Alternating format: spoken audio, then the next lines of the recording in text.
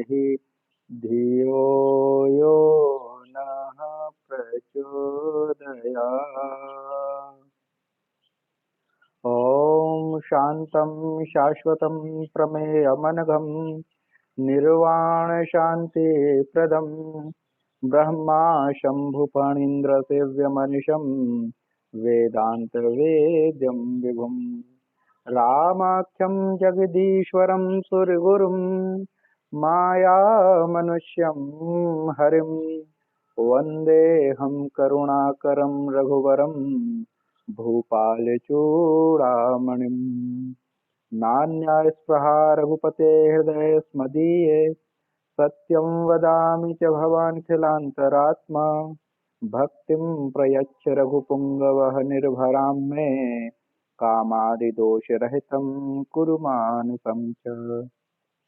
अतुलितबलधामं हेमशैलाभदेहं दनुजवनकृशानुं ज्ञानिनामग्रगण्यं सकलगुणनिधानं वानराणामधीशं रघुपतिप्रियभक्तं वातजातं नमामि वातजातं नमामि।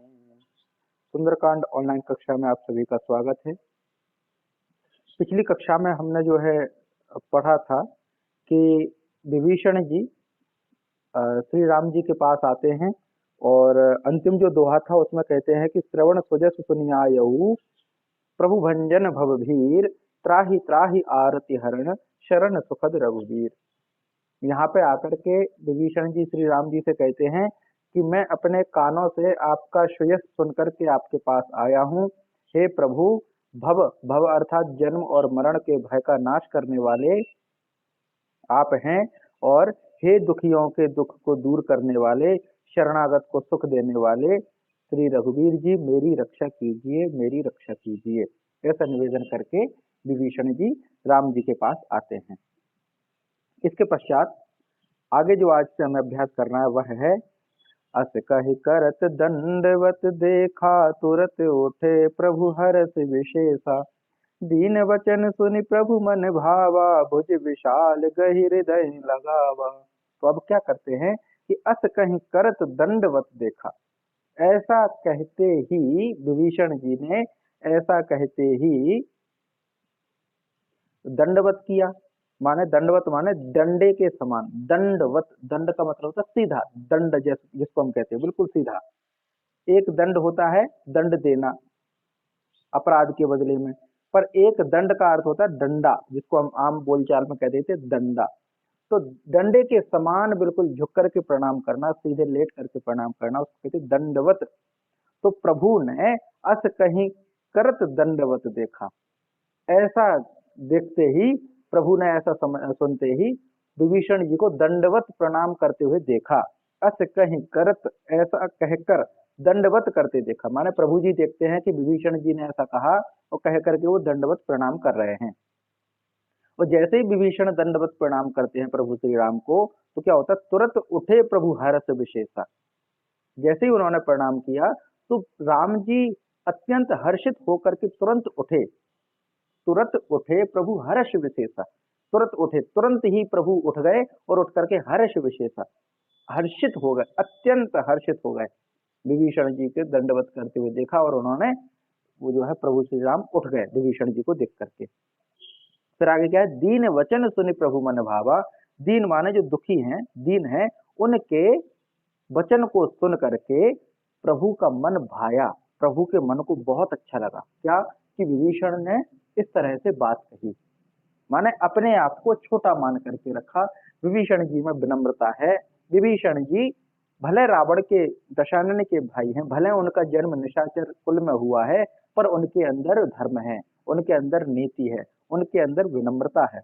इस भाव को प्रभु ने देखा और देख करके दीन वचन सुनि प्रभु मन भावा।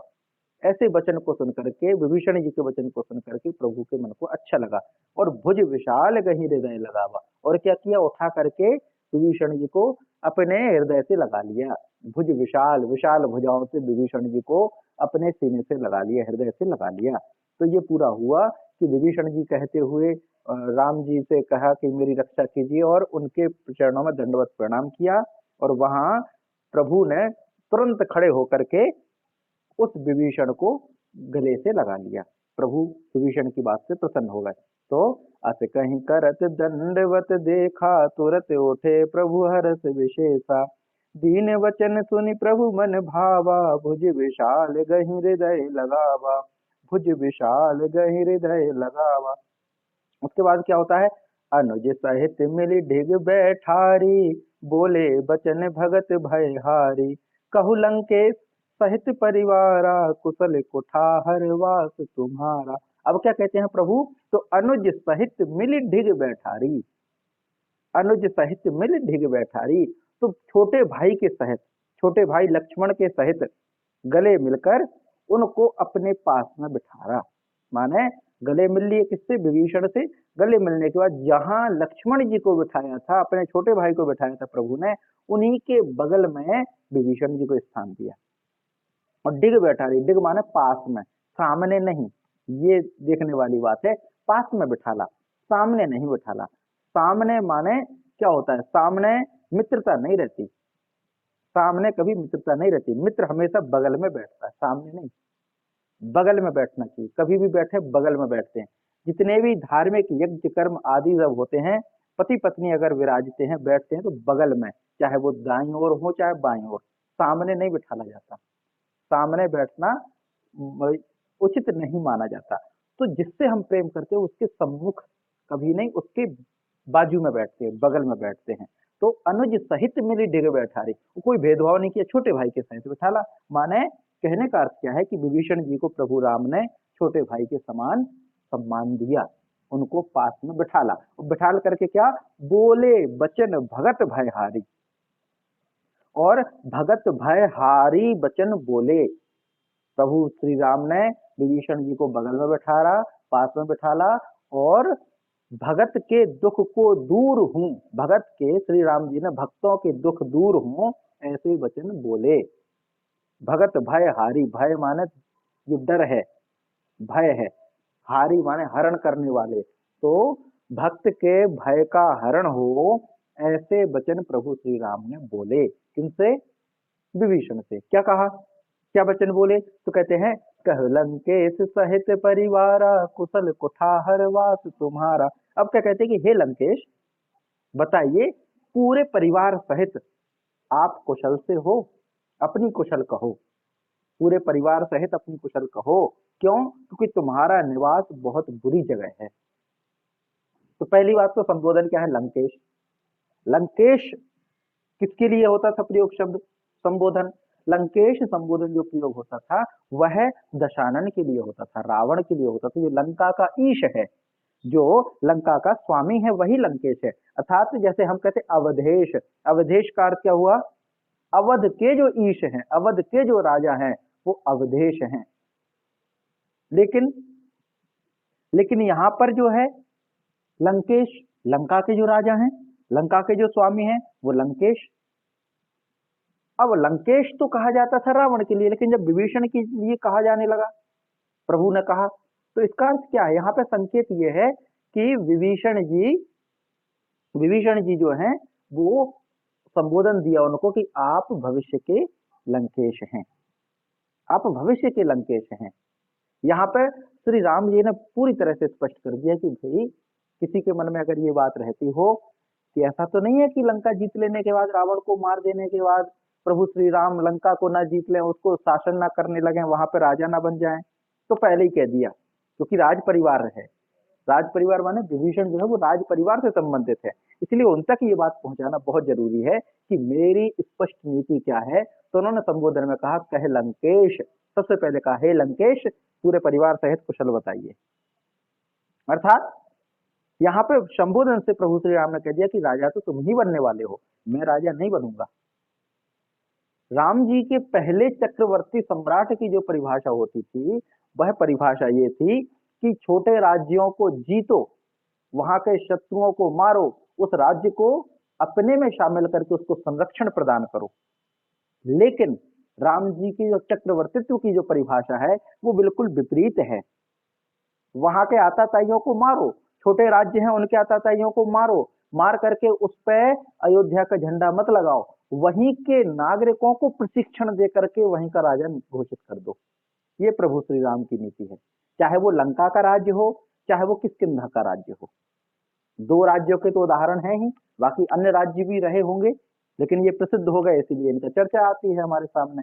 जितने भी असुरों को मारा, जितने भी राक्षसों को मारा, राज्य को सुरक्षित किया, तो प्रभु श्री राम ने कभी भी अपना ध्वज नहीं फहराया वहां पे। माने राम कर्तापन से रहित रहे। राम एक ऐसे राजा हैं जिन्होंने नाम नहीं किया काम निस्वार्थ भाव से। भाई अगर ये बात कही जाए कि चक्रवर्ती सम्राट को क्या फायदा, किष्किंधा को जीता, क्या फायदा, प्रश्न अगर ये कहा जाए तो कुछ लोग उत्तर दे सकते हैं कि भाई उनको सेना चाहिए थी। तो सेना कौन सी मिली? बानर, जंगल में रहने वाले मनुष्य, सैनिक जो उतने ट्रेंड भी नहीं थे। इससे तो अच्छा वो अयोध्या से ही सैनिक मंगा लेते। उनके मामा जी, उनका तो पूरा खानदान है, इतनी बड़ी सेना है, राज परिवार से थे, वो तो कहीं से सेना मंगा लेते। लेकिन नहीं, उन्होंने अनगढ़ जो योद्धा थे उनको ट्रेनिंग दी, उनको तैयार किया, लेकिन कोई वहां पर अपना अस्तित्व नहीं छोड़ा। अच्छा, ऐसा भी तो हो सकता है लंका में जो है विभीषण को ही राजा क्यों बनाया? लक्ष्मण को बना देते कि भाई लक्ष्मण तुम यहाँ के प्राइम मिनिस्टर रहोगे, तुम यहाँ के राजा रहोगे और संभालोगे। लेकिन नहीं, हमारी परंपरा यही है कि दूसरे को संरक्षण दो और उसको स्वतंत्र छोड़ो, उसकी स्वतंत्रता पर स्थापित करो, उसको स्वतंत्र रहने दो। बांग्लादेश जो बनाया था पाकिस्तान से अलग करवा करके, पाकिस्तान अत्याचार करता था तो बांग्लादेश बनाया, लेकिन बांग्लादेश को हमने भारत में कब्जा नहीं किया। बाकी पाकिस्तान तो करता ही रहता है कश्मीर को लेकर के अपना कब्जा, पर भारत की संस्कृति है कि बांग्लादेश को स्वतंत्र बनाया, भारत ने तैयार किया उसको। तो ये राम की परंपरा है कि जब भी किसी को संरक्षण दो, जब भी किसी को सुरक्षित करो, तो उस पर अपना अधिकार मत जताओ, उसको स्वतंत्र छोड़ दो, उसको ट्रेंड करके उसको अपना राज्य संचालन करने दो, उसको किसी प्रकार का हस्तक्षेप नहीं। तो यहाँ पे लंकेश संबोधन इसीलिए है कि विभीषण को यह संकेत देना है कि भाई हमें आपका राज्य नहीं चाहिए, राज्य आप संभालोगे, भविष्य के जो लंकेश हैं वो आप ही हो। इस तरह से विभीषण को कहा, और साथ में कहा कि अपने परिवार का कुशल कहिए। क्यों? क्योंकि आपका जो निवास स्थान है ना, बहुत बुरी जगह है, बहुत बुरी जगह है आपका। कुशल कुठाहर वास तुम्हारा, कुठाहर कठोर जगह, बुरी जगह, वास माने निवास स्थान तुम्हारा। तो कहे लंकेश सहित परिवारा कुशल कुठाहर वास तुम्हारा। हे लंकेश, बताइए पूरे परिवार सहित कुशल तो हैं, क्योंकि आपका जो निवास स्थान है वो बहुत बुरी जगह है। इतना ये तो अनुज सहित मिली ढिग बैठारी, बोले बचन भगत भयहारी। कहु लंकेश सहित परिवारा, कुशल कुठाहर वास तुम्हारा, कुशल कुठाहर वास तुम्हारा। खल मंडली बसहूं दिनु राति, सखा धर्म निवही के ही भांति। मैं जानूं तुम्हारी सब रीति, अति नय निपुण न भावो अनीति। अब क्या कहते हैं कि खल मंडली बसहूं दिनु राति, दिन रात तो दुष्टों की मंडली में बसते हो। भाई घर एक है, लेकिन चारों तरफ मोहल्ला तो दुष्टों का ही है, दुष्टों का ही मोहल्ला है, उनके बीच में आप कैसे रहते हो? खल मंडली बसहूं दिनो राती, आप तो दुष्टों की मंडली के बीच में रात दिन रहते हो। सखा धर्म निवही के ही भांति, उन सबके बीच में धर्म कैसे पालन कर पाते हो? क्योंकि दुष्टों के बीच में रहना बहुत मुश्किल है। कह रहीम कैसे निभे केरी बेरी का संग, कह रहीम कैसे निभे केरी बेरी का संग। ये दौलतमन आपके, ये दौलतमन आपने इनके फाड़त अंग। रहीम जी कहते हैं कि केरी, केरी माने केले के पौधा, और बेरी, बेरी माने बेर का जो झाड़ होता है कांटों वाला, दोनों का संग कैसे हो? क्योंकि ये दौलतमन आपने इनके फाड़त अंग। बेरी का पेड़ तो अपने मनमस्त होकर के डोलता है, लेकिन बगल में खड़ा हुआ सज्जनता का प्रतीक जो केले का वृक्ष है, जो पौधा है, उसके पत्ते फटते हैं।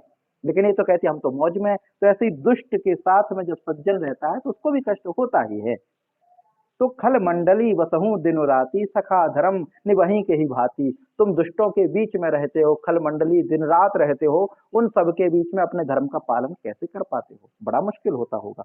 तो कहते हैं मैं जानूं तुम्हारी सब रीति अति नय निपुण न भाव अनीति। मैं तुम्हारी सब रीति, रीति माने आचार विचार से परिचित हूँ। मैं जानता हूँ तुम्हारे क्या विचार हैं, तुम्हारे क्या भाव हैं। तुम अत्यंत नीति निपुण हो, तुम्हें अनीति नहीं सुहाती, तुम्हें अनीति नहीं सुहाती। प्रभु श्री राम जानते हैं कि विभीषण नीति के देवता हैं, नीति को मानने वाले हैं। क्यों? क्योंकि हनुमान जी की पूंछ माने वध को तो रोका ही था, पूंछ जलने से नहीं रोक पाए, ठीक है, लेकिन वध ना हो इसका प्रयास तो किया था कि प्रभु वहां पे विभीषण जी ने खड़े होकर कहा था कि भाई ये दूत है, दूत का वध हमें सुशोभित नहीं है, हमें शोभायमान नहीं है। यद्यपि दूत ने कुछ अगर अनुचित कार्य किया है तो उसको दंड दो, दंड देकर के छोड़ दो, मृत्यु दंड मत दो, उसको मारो मत। ये नीति की बात कहने वाले विभीषण थे। तो राम जी कहते हैं कि मैं तुम्हारे व्यवहार को जानता हूं कि तुम नीति निपुण हो, नीति प्रिय हो, तुम्हें अनीति नहीं सुहाती। फिर उन लोगों के बीच में कैसे रहते हो जो अनीति करते हैं? किस तरह से तुम रहते हो? ये प्रश्न पूछा। पहले पूछा कुशल है कि नहीं, फिर पूछा क्योंकि तुम्हारा वो जो है आवास जो है वो ठीक नहीं है। फिर कहते हैं कि खल मंडली के बीच में दिन रात रहते हो, धर्म को कैसे पालन करते हो? मैं तुम्हारी सब व्यवहार को जानता हूं क्योंकि तुम्हें नीति प्रिय है, अनीति तुम्हें सुहाती नहीं है। मैं तुम्हारे व्यवहार को जानता हूं, अब बताओ कैसे तुम पालन करते हो? ये प्रश्न पूछा। अब आगे क्या है? तो कहते हैं, तो पहले इसको पढ़ते, खल मंडली बसहूं दिन राति सखा धर्म निवहीं के ही भांति। मैं जानू तुम्हारी सब रीति अति नय निपुण न भाव अनीति, अति नय निपुण न भाव अनीति। बरुबल बरुभल बास नरक कर दाता, दुष्ट संग जन देई विधाता। अब पद देखि कुशल रघुराया, जो तुम कीन जनी जन जानि जन दाया। अब क्या कहते हैं कि बरुभल बास नरक कर ताता। कहते हैं हे तात, नरक में रहना वरम अच्छा है, किंतु दुष्ट संग जनि देई विधाता, दुष्ट संग जनि देई विधाता। हे विधाता, दुष्टों का संग मत दे देना, नरक में तो रह लेंगे। प्रभु से कहते हैं विभीषण, जब प्रभु जी ने पूछा कि भाई विभीषण तुम कैसे रहते हो दुष्टों के बीच में, तो बताते हैं अपने दुख की बात कि बरु भल बास नरक कर ताता। बरु माने श्रेष्ठ है, भला है, क्या? बास माने रहना, कहाँ? नरक कर, नरक में रहना श्रेष्ठ है, लेकिन दुष्ट संग जनि देई विधाता। कहते हैं कि हे विधाता, हे प्रभु, हे नाथ, नरक में पटक देना, नरक में रह लेंगे, लेकिन दुष्टों के बीच में नहीं रह सकते, दुष्टों के बीच में नहीं रह सकते। फिर आगे क्या कहते हैं, अब पद देखि कुशल रघुराया, जो तुम कीन जानि जन दाया। अब पद देखि कुशल रघुराया, अब जब मैंने आपके चरणों के दर्शन कर लिए हैं, चरणों के दर्शन करके कुशल से हूं, जो आपने अपना सेवक जानकर मुझ पे दया की। जो तुम कीन जानि जन दाया, आपने मुझे अपना सेवक मान करके जो मेरे ऊपर दया की है, आपके चरणों के दर्शन हो गए, मैं कुशल हूं, लेकिन दुष्टों के संग में रहना बड़ा मुश्किल है, दुष्टों के संग में रहना बहुत मुश्किल है। नरक में रह लेंगे, लेकिन दुष्टों के बीच में नहीं रह सकते। तो बरु भल बास करक बल भर बरु भल बास नरक करताता, बरु भल बास नरक करताता, दुष्ट संग जन देई विधाता। अब पद देखि कुशल रघुराया, जो तुम कीन जानि जन दाया। तब लगी कुशल न जीव कहूँ, सपने हूँ मन विश्राम। जब लगी भजत न राम कहूँ, शोक धाम तज काम। अब क्या कहते हैं कि तब लगी कुशल न जीव कहूँ, सपने हूँ विश्राम, सपने हूँ मन विश्राम। कहते तब तक जीव की कुशल नहीं है, और ना ही सपने में उसके मन को शांति है। कब तक नहीं है जीव को शांति, कब तक नहीं है कुशल? जब तक, जब लगी भजत न नाम कहूँ, जब लगी भजत न राम कहूँ, शोक धाम तज काम। जब तक वह शोक के घर काम, यानी विषय वासना, शोक का घर क्या है? विषय वासना, विषयों में लिप्ति, संसार में लिप्ति, ये शोक का धाम है, दुख का धाम है, दुख उत्पन्न होता है। अगर प्रश्न हो कि दुख कहाँ से उत्पन्न होता है, तो दुख का कारण है विषयों के प्रति आसक्ति, विषयों के प्रति आसक्ति। तो जब तक वह शोक के घर, यानी शोक के जो वो है क्या, काम, काम माने इच्छाएं, शोक का जो घर है, शोक का जो कारण है वो काम, काम माने वासना, विषय वासना, विषय कामना, उसको छोड़कर जब तक कोई जीव प्रभु श्री राम को नहीं भजता तब तक वह कुशल नहीं हो सकता। ये बात है यहाँ पे कि तब लगी कुशल न जीव कहूं सपने मन विश्राम। जब तक, तब तक जीव को कुशल नहीं है, तब तक जीव को आराम नहीं है, जब तक कि वह काम वासना को त्याग करके प्रभु श्री राम के भजन नहीं करता। माने जब तक कोई प्रभु श्री राम के भजन नहीं करेगा तब तक उसके जीवन में कुशल नहीं होगी, उसके जीवन में सुख नहीं होगा, शांति नहीं होगी। जितने भी दुख हैं वो कामना के हैं, वो प्रभु से भटकाव है, इसीलिए दुख हैं। एक तो प्रभु से भटके हैं, प्रभु का नहीं है साथ, दूसरा कामनाएं हैं मन में, कामना संसार की हैं, संसार को प्राप्त करने की। जितने भी सुख दुख हैं वो कामनाओं के चक्कर में है। कामनाएं, विषय कामनाएं माने जो दिखाई दें, इंद्रियों द्वारा दिखाई दें, इंद्रियों की जो अनुभूति है वही सुख दुख है, इसके अलावा कोई अस्तित्व नहीं है सुख दुख का। जो हमारी इंद्रियों को अच्छा लगे वो सुख है, जो हमारी इंद्रियों को अच्छा नहीं लगे वो दुख है। हमारी आंख को जो सुंदर लगे वो सुख हो गया, हमारी जीभ को जो अच्छा लगे वो सुख हो गया, हमारे कानों को जो अच्छा लगे वो सुख हो गया, हमारी त्वचा को अच्छा लगे वो सुख हो गया। लेकिन इनके विपरीत, कान को जो अच्छा ना लगे वो दुख हो गया, त्वचा को अच्छा ना लगे वो दुख हो गया। सुंदरता दिखती है आंखों में तो सुख है, लेकिन वही कुरूपता आ जाए तो दुख है।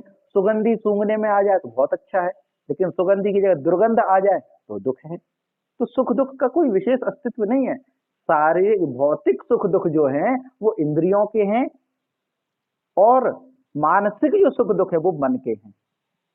बस आत्मा तक इनका कोई अंतःकरण वो नहीं है स्थान। इंद्रियों की अनुभूति ही सुख दुख का निर्माण करती हैं। अगर मान लीजिए किसी को दिखाई नहीं देता तो उसके लिए सुख दुख का कोई अर्थ नहीं है, अच्छे बुरे चित्र का कोई मतलब नहीं है। अगर उसको सुनाई नहीं देता तो मीठी वाणी और कर्कश वाणी से उसको कोई फर्क नहीं पड़ता। कोई उसकी तारीफ करे या निंदा करे उसको कोई फर्क ही नहीं पड़ता। क्यों? क्योंकि उसके सुख दुख अलग हैं, सिर्फ कर्ण से हैं, सिर्फ इंद्रियों से हैं। तो यहाँ पे ये पूरा होता है।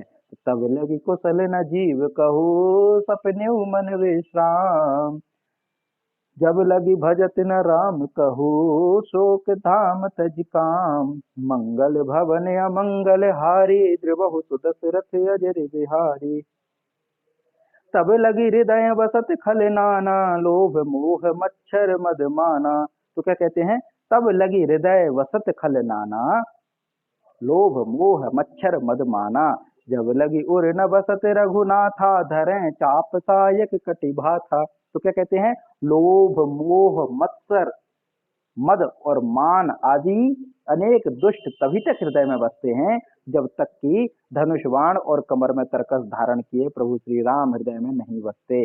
माने तब लगी हृदय वसत खल नाना, तब तक ही हृदय में इतने सारे दोष बसते हैं जब तक प्रभु श्री राम तीर धनुष टांगे तरकस टांगे हृदय में ना बसे। माने हृदय में जब प्रभु श्री राम बस जाएं, जो धनुष बाण टांगे हुए तरकश उनकी कमर में बंधा हो, वो प्रभु श्री राम अगर हृदय में बस जाएं तो फिर ये सारी चीजें नहीं बसती, चाहे वो लोभ हो, लालच हो, मोह हो, मत्सर है, मच्छर जो लिखा मत्सर, मत्सर माने इच्छाएं, या इसका कोई विशेष अर्थ भी होगा स्पष्ट नहीं। ढाह इसमें लिखा, ढाह अब पता नहीं क्या होगा, इसका हम ग्रुप में कर देंगे। मत्सर क्या होता है बता करके। मद, मद अभिमान, मान अभिमान, आलस्य, ये सब चीजें जो है हृदय में तब तक ही बसती, क्योंकि दुष्ट हैं, ये शत्रु हैं, ये शारीरिक शत्रु हैं जो शरीर का नुकसान करते हैं। तो ये शत्रु मन में तब तक ही रहते हैं जब तक कि प्रभु श्री राम मन में हृदय में ना हो। प्रभु श्री राम जैसे ही हृदय में बसते हैं उसके बाद ये सारे दोष दूर हो जाते हैं। तो तब लगी हृदय वसत खल नाना, लोभ मोह मच्छर भगवा मद माना। जब लगी उर न बसत रघुनाथा, धरें चाप सायक कटिभा था। ममता तरुण समी अंधियारी, राग द्वेष उलूक सुखकारी। तब तब लगी बसति जीव मन माही, जब लगी प्रभु प्रताप रवि नाही। अब क्या कहते हैं, ममता तरुण तमी अंधियारी, ममता पूर्ण अंधेरी रात है, ममता तरुण तमी अंधियारी, राग द्वेष उलूक सुखकारी। ममता पूर्ण अंधेरी रात है और जो राग द्वेष रूपी उल्लू है उसको सुख देने वाली है। ममता का मतलब क्या है, जो गीता जी में ममता का अर्थ था, ममता का मतलब क्या है, वो ममत्व नहीं है, यहाँ ममता का अर्थ है अपनापन, जो आसक्ति कहते हैं, वो आसक्ति। तो ममता तरुण तमी अंधियारी माने पूरी अंधियारे के जैसा है मोह। तो मोह जो है वो पूरी काली रात के जैसा है। अब पूरी काली रात में किसको सुख मिलेगा, तो कहते राग द्वेष उल्लू के सुखकारी। राग द्वेष जो है वो उल्लू के समान है और जो मोह है वह अंधेरी रात है। तो जिस प्रकार अंधेरी रात में उल्लू को सुख मिलता है, वैसे ही मोह रूपी दोष में राग द्वेष आदि ये सब चीजें सुख देने वाली हैं, सुख देने वाली हैं। माने जिस प्रकार अंधेरी रात उल्लू को सुख देती है, वैसे ही जो ममता है, ममता का अर्थ जो कामनाएं हैं, इच्छाएं हैं, आसक्ति है, वह राग द्वेष को पनपाती है, राग द्वेष को बढ़ाती है। फिर आगे है, तब लगी बसति जीव मन माही, जब लगी प्रभु प्रताप रवि नाही। और ये कब तक बसते हैं जीव के मन में, तो जब तक सूर्योदय नहीं होता, किसका, प्रभु श्री राम का। जब तक प्रभु का प्रताप का सूर्योदय नहीं होता, तब तक ही जीव के मन में ये अंधेरी रात रहती है। ममता रूपी जो पूर्ण अंधेरी रात है, वह किसी जीव में तब तक ही रहती है जब तक प्रभु रूपी सूर्योदय नहीं होता। जैसे ही किसी के जीवन में प्रभु कृपा करते हैं, प्रभु का आगमन होता है, उसके बाद अंधेरी रात धीरे धीरे चली जाती है और राग द्वेष रूपी जो उल्लू है वो भी किसी खूंट पर जाकर के सो जाते हैं। तो ये पूरा है, माने ममता रूपी जो अंधियारी रात है उसमें राग द्वेष रूपी उल्लू को सुख मिलता है और जीव तब तक अंधेरी रात में फंसा रहता है जब तक कि प्रभु के प्रताप का सूर्योदय नहीं होता। सूर्योदय होते ही अंधियारी रात दूर हो जाती है।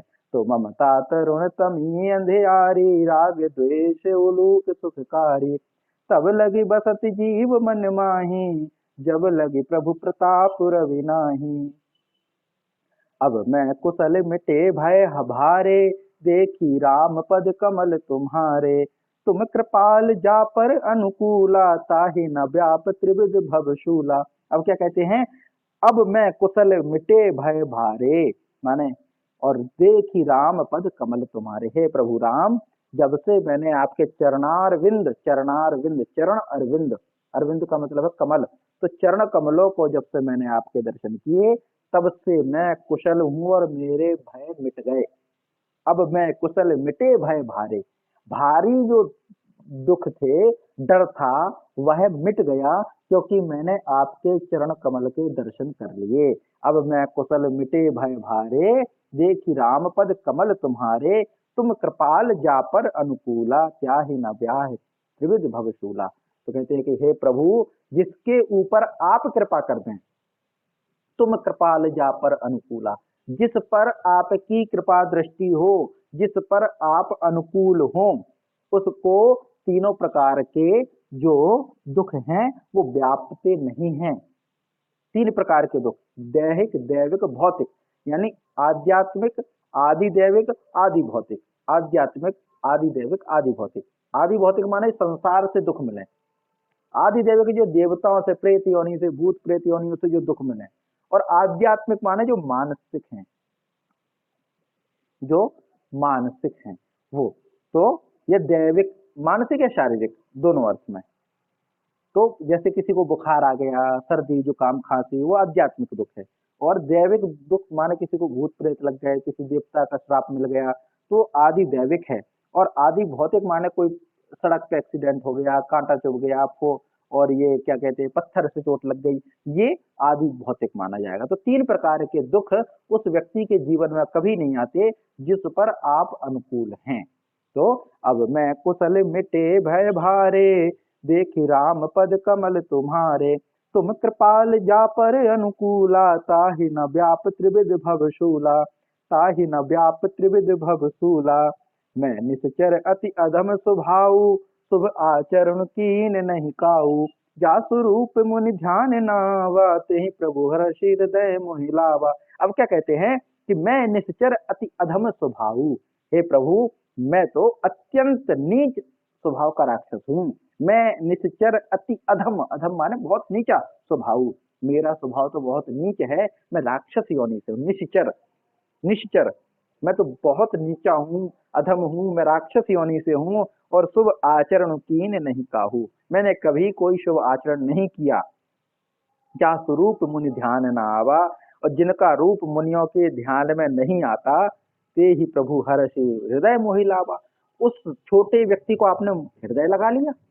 ये भक्त की वो है कि साहब मैं तो बहुत नीचा हूँ, मैं तो राक्षस कुल में हूँ, मैंने कोई बड़ा काम कभी नहीं किया, मैं तो अधम हूँ, मेरा नीच स्वभाव है, मैंने कभी कोई शुभ आचरण नहीं किया। साधु लोग मेरा ध्यान भी नहीं करते, हम राक्षस लोगों का निश्चर कह करके ठुकरा देते कि तुम तो राक्षस हो, हटो।